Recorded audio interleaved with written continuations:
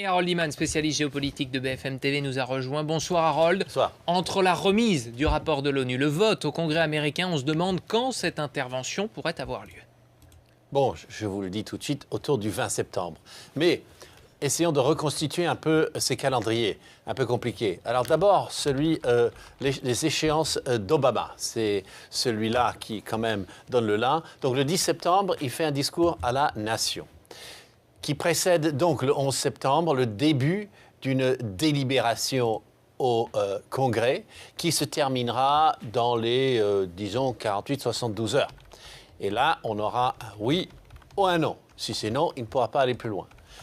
Maintenant, du côté de la France, parce que c'est une affaire franco-américaine tout ça, entre le 16 et le 18 décembre, l'ONU aura remis son rapport.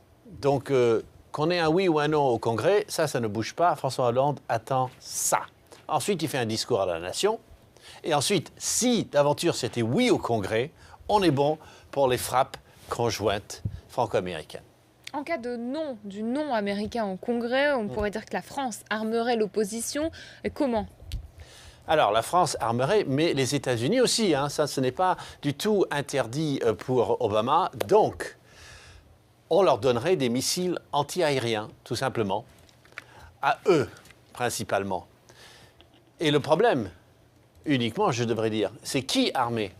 L'armée syrienne libre, c'est-à-dire on va dire les modérés, pour faire simple.